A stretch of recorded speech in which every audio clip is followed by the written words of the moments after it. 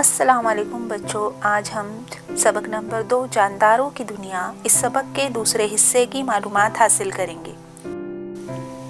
مشاہدہ کر کے گفتگو کیجیے، کیا آپ کو اس کا تجربہ ہوا ہے؟ یہ افعال انجام پانے پر کیا تبدیلی محسوس ہوتی ہے؟ آنکھوں پر اچانک روشنی کا پڑنا تو ہماری آنکھوں کی پلکیں فوراً بند ہو جاتی ہیں۔ ہاتھ پر اچانک کسی نے چٹکی لی یا پن چبھائی تو ہاتھ میں اچانک تکلیف کا احساس ہوتا ہے اور ہم فوراً ہاتھ کھینچ لیتے ہیں۔ چھوئی موئی کے پودے کو مس کیا گیا تو کیا ہوتا ہوگا بھلا؟ چھوئی موئی کے پودے کی پتیاں سمٹ جاتی ہے۔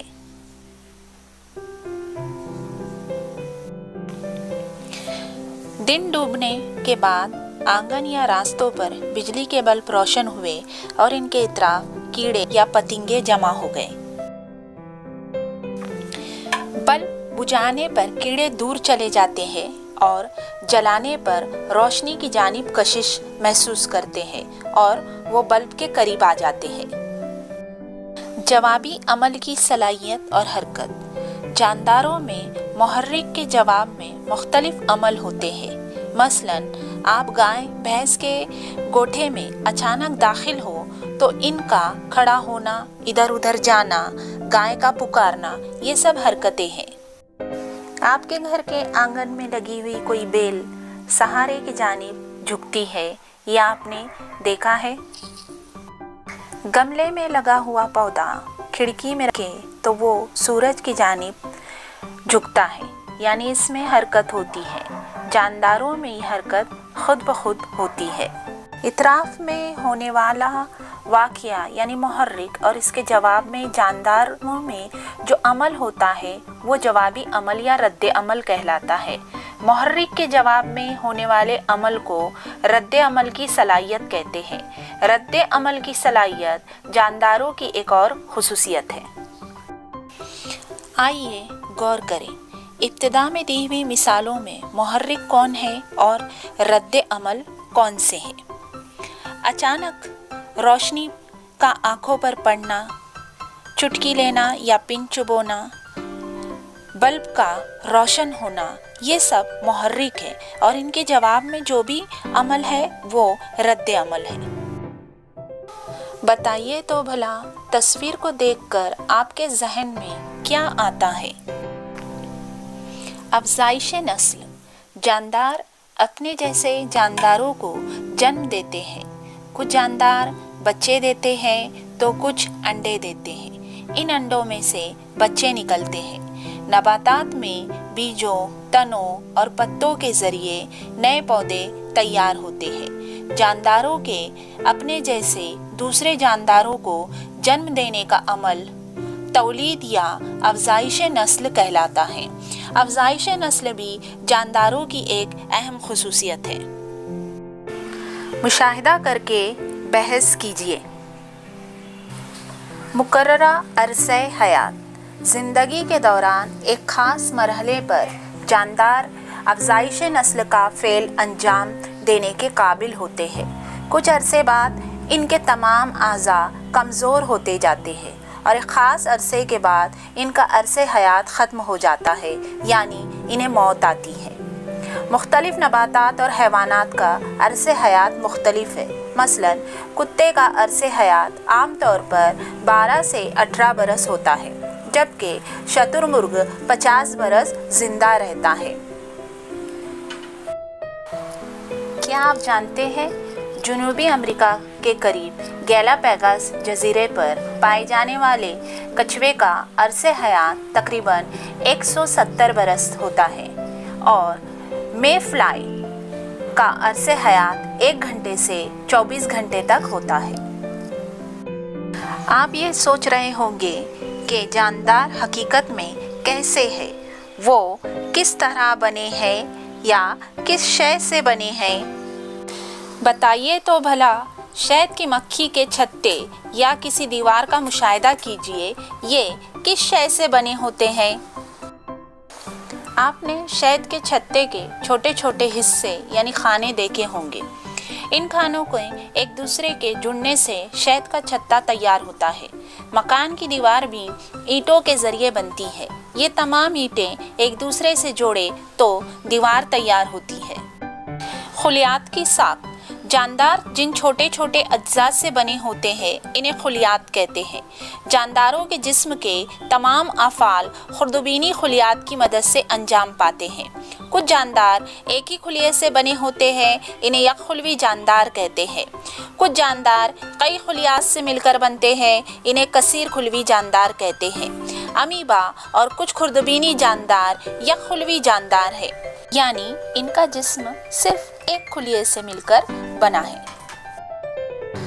جبکہ انسان، گائے، چوہا، جھنگر، ہاتھی، برگد کا درخت، پیاز کا پودا وغیرہ یہ تمام کثیر خلوی حیوانات ہیں۔ جاندار یک خلوی ہو یا کثیر خلوی، جانداروں کی تمام خصوصیات ہر خلیے میں پائی جاتی ہے۔ خلیات کی تعداد مختلف ہونے کے باوجود خلیاتی ساخت جانداروں کی ایک اہم خصوصیت ہے۔ کون کیا کرتا ہے؟ قومی محکمہ نباتی سروے سن 1890 اور قومی محکمہ حیوانی سروے سن 1916 آزادانہ طور پر بھارت کے مختلف حصوں کی نباتات اور حیوانات کا سروے اور حفاظت کا کام کرتے ہیں۔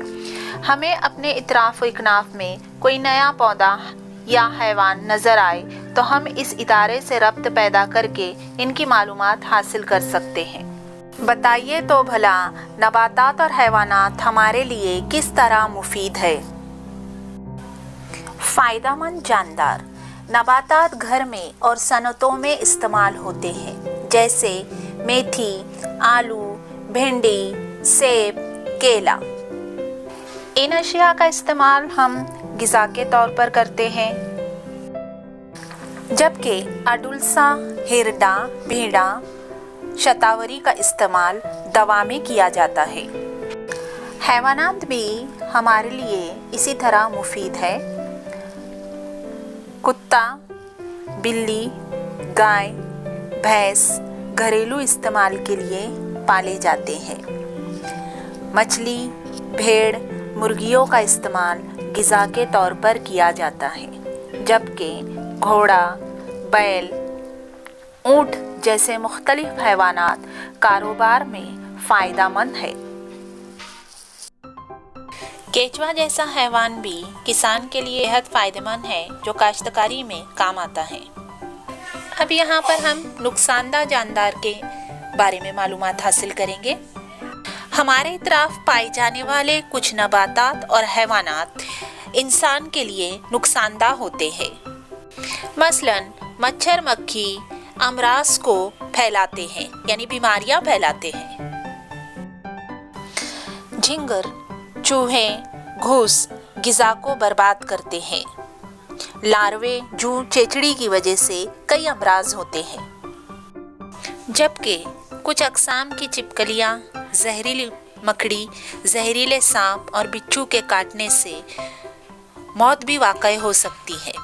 ہاتھی جنگل سے نکل کر انسانی بستی میں آ جائے تو بڑے پیمانے پر بربادی و تباہی مچا دیتے ہیں۔ حیوانات کی طرح کچھ نباتات بھی نقصان دہ ہوتے ہیں، مثلاً گاجر گھاس، امر بیل وغیرہ۔ کانچ کوری، اروی جیسی نباتات کے پتوں کو ہاتھ لگایا جائے تو ہمارے ہاتھ میں کھجلی ہوتی ہے۔ جنگلی کنیر اور گھانیری میں ناگوار بو ہوتی ہے۔ دھتورا ایک زہریلا پودا ہے۔ پھپھوند اور کائی کی تیزی سے نشوونما ہوتی ہے اور جس کی وجہ سے پینے کا پانی آلودہ ہو کر بیماریاں پھیلتی ہیں۔ خوخوار جاندار، جنگل میں رہنے والے ایسے حیوانات جو دوسرے حیوانات کا شکار کر کے کھاتے ہیں، انہیں خوخوار حیوانات کہتے ہیں۔ مثلاً شیر ببر، بھیڑیا، تیندوا وغیرہ۔ بعض اوقات جنگلات کے ختم ہونے سے یہ غذا کے لیے انسانی آبادی میں گھس کر بڑے پیمانے پر پالتو جانوروں اور انسان تک کو اپنا شکار بنا لیتے ہیں۔ मालूमात हासिल कीजिए हमारे इतराफ पाई जाने वाली मुख्तलिफ नबातात और हैवानात फ़ायदामंद और नुकसानदा क्यों कर है, इस ताल्लुक़ से मालूमात हासिल कीजिए। इसके लिए नेशनल जियोग्राफिक चैनल और डिस्कवरी चैनल की मदद लीजिए। हासिल शुदा मालूमात की बिना पर जमात में गुफ्तगू कीजिए। इसे हमेशा जहन में रखें, कुदरत में पाई जाने वाली मुख्तलिफ नबातात और हैवानात हमारी ज़रूरतें पूरी करते हैं। जितनी ज़रूरत हो उतना ही इनका इस्तेमाल कीजिए।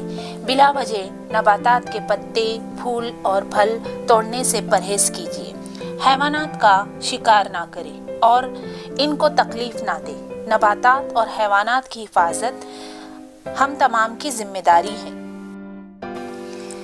इस सबक में हमने क्या सीखा? जानदारों की अहम खुसूसियात कौन सी है ये जाने हमने, जिसमें नशोनुमा, तनफ़ुज़, इखराज, जवाबी अमल की सलाहियत, अफ़ज़ाइश नस्ल, मुकर्ररा अरसे हयात, खुलियात की साख्त, जानदारों में फ़ायदामंद जानदार और नुकसानदा जानदार की मालूमात हासिल की। इस सबक के पहले हिस्से की वीडियो की लिंक मैंने डिस्क्रिप्शन बॉक्स में दी हुई है। बच्चों, आपको मेरा ये वीडियो कैसा लगा? मेरे वीडियो को लाइक, शेयर और सब्सक्राइब ज़रूर कीजिए।